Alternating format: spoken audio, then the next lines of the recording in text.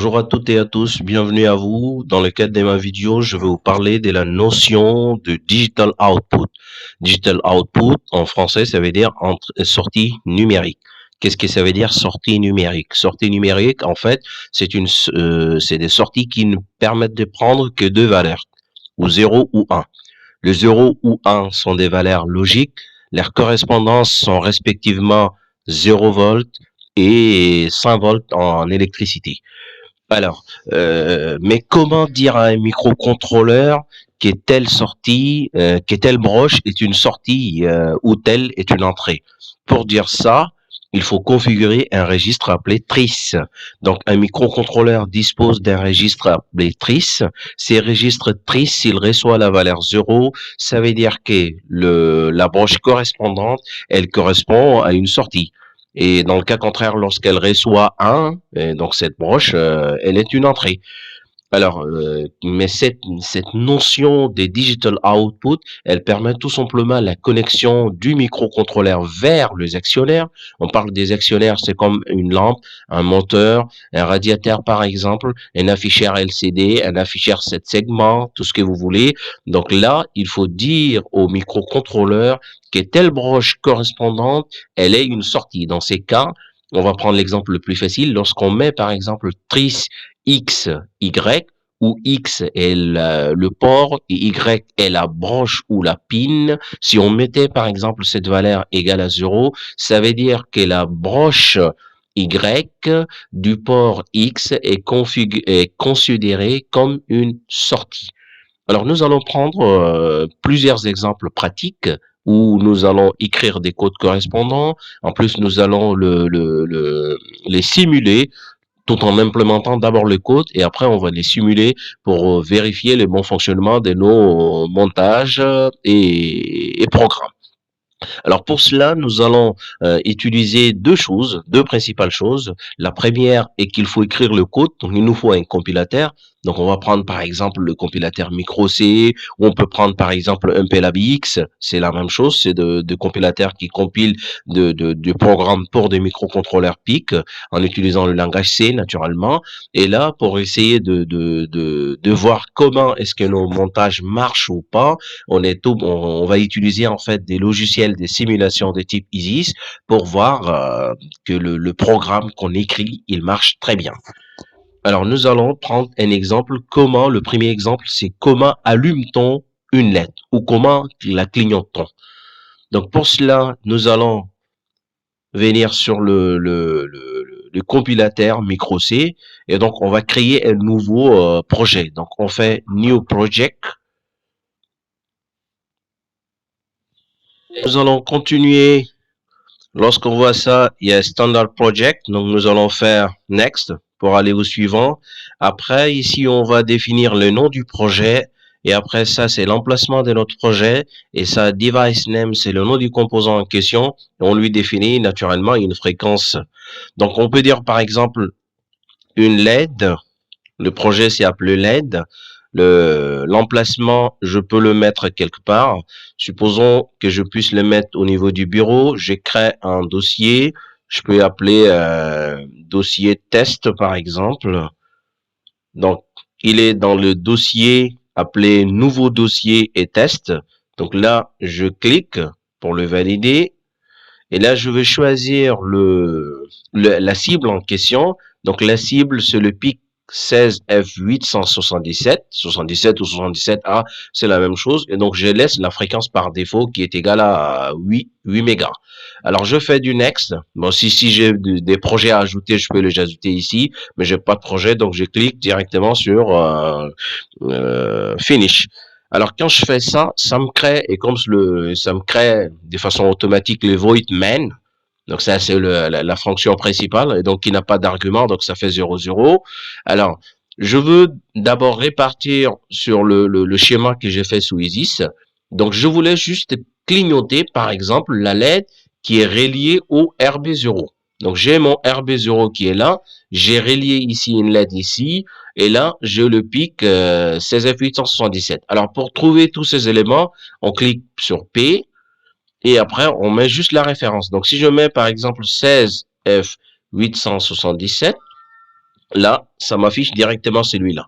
Et pour le ramener de l'autre côté, je double-clique et vous allez voir, il est venu ici.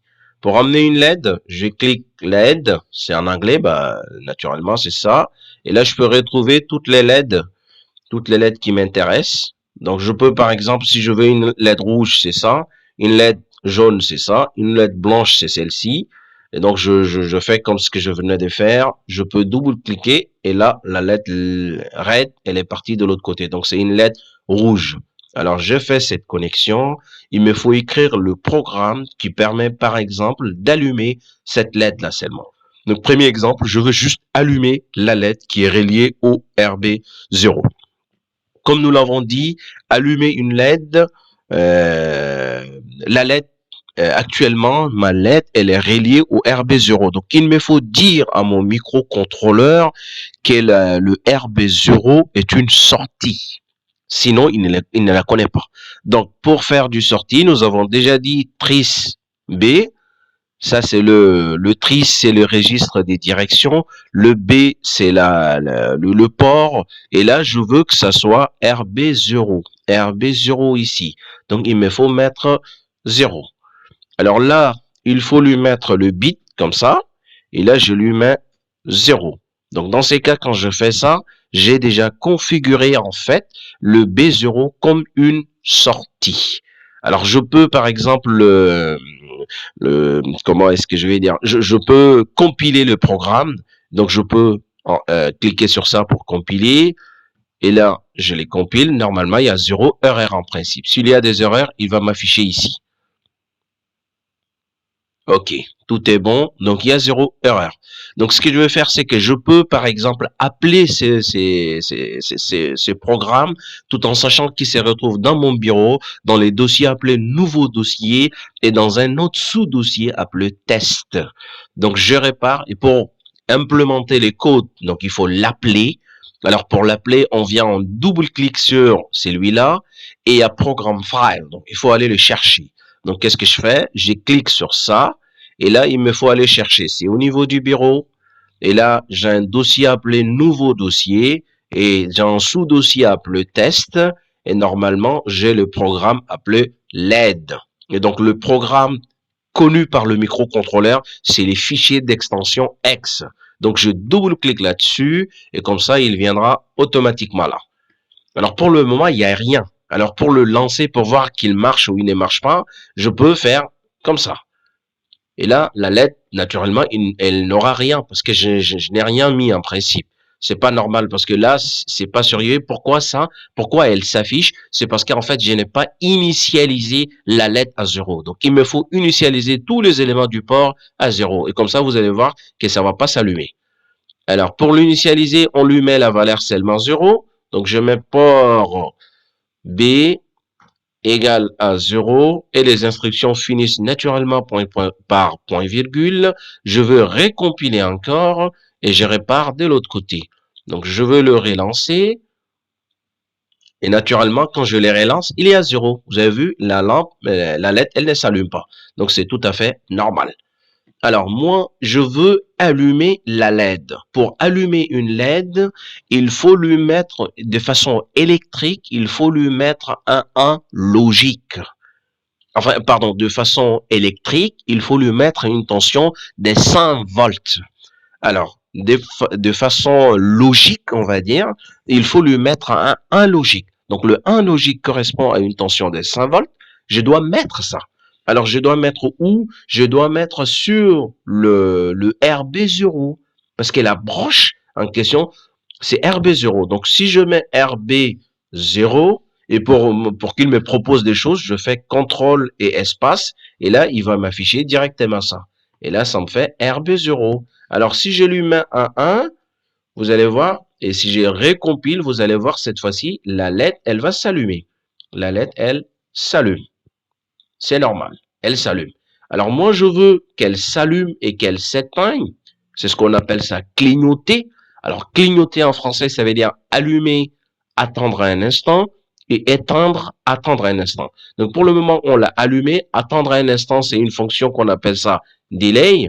Donc, si je mets DLY, et là, je fais CTRL Y, contrôle espace, ça m'affiche. Donc, je peux retrouver le premier qui est un délai en microsecondes, mais moi, j'ai choisi plutôt en millisecondes.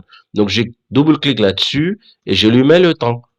Par exemple, si je fais 1000 millisecondes, ça correspond à une seconde. Donc, je peux copier et coller la même chose tout en changeant, bien entendu. Alors, quand je fais comme ça me permet facilement de clignoter une fois la LED qui est reliée au RB0. Alors, j'essaye de compiler, je renvoie le code et vous allez voir, elle va clignoter une fois. OK, elle s'est clignotée une fois. Moi, si je veux que ça continue, ça va continuer jusqu'à l'infini. Il me fait mettre tout ça dans une boucle infinie. Donc, la boucle infinie, c'est while 1. Donc, je lui mets un while 1. Et là, il me faut mettre tous ces éléments dans la boucle while 1. Donc, en mettant sur boucle while 1, c'est une boucle sans fin. Ça veut dire que c'est une boucle à l'infini. Alors, si je la relance, vous allez voir, elle va clignoter de façon indéfinie, bon, jusqu'à l'infini. Hein. Elle clignote, elle s'allume, elle s'éteint, elle s'allume, elle s'éteint pendant jusqu'à l'infini, en fait. Alors, si je veux, je peux augmenter aussi la durée. Par exemple, je peux dire, au lieu d'allumer et attendre une seconde, tu me fais de façon beaucoup plus vite. Donc, je fais 100 millisecondes. Alors, pour 100 millisecondes, je divise la période par 10. Donc, vous avez vu, ça clignote de façon beaucoup plus rapide.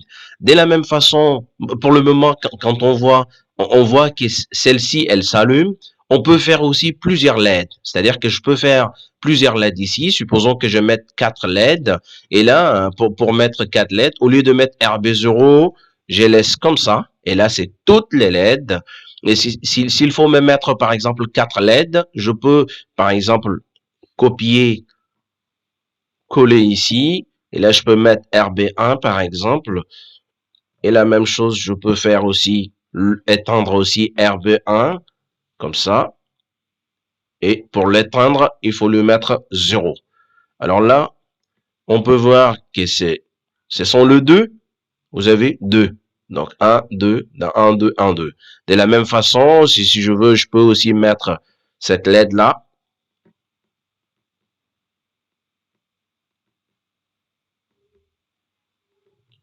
Alors ça, 1, 2. Là, on peut voir que toutes les deux, elles s'allument et elles s'éteignent au même moment. Tout en sachant que ça, c'est de la simulation, mais dans la vie pratique, on ne peut pas mettre directement. Parce qu'en fait, la tension ici, qui est généralement de 2,2, mais la tension en sortie ici est de 5 volts. Donc, on va mettre une résistance ici, ou une résistance, et le 2, hein, forcément, une résistance là, pour créer des chutes de tension afin de protéger nos LED.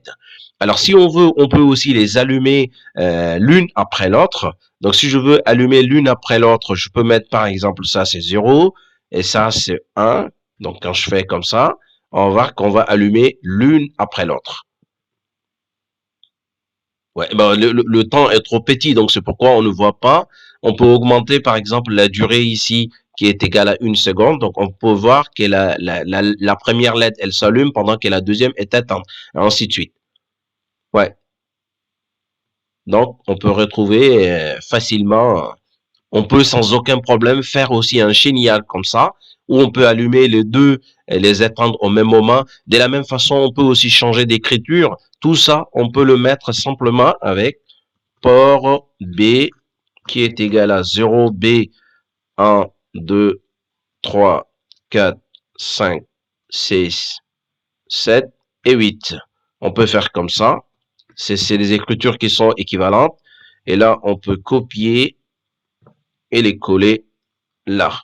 Donc, dans ces cas, je peux faire ici le 1 ici et le 0 là. Vous allez voir que rien ne va changer parce que ce sont des écritures qui sont équivalentes. Alors, si je relance, ça sera des écritures équivalentes. Donc, ça marche naturellement la même chose. Et là, on peut facilement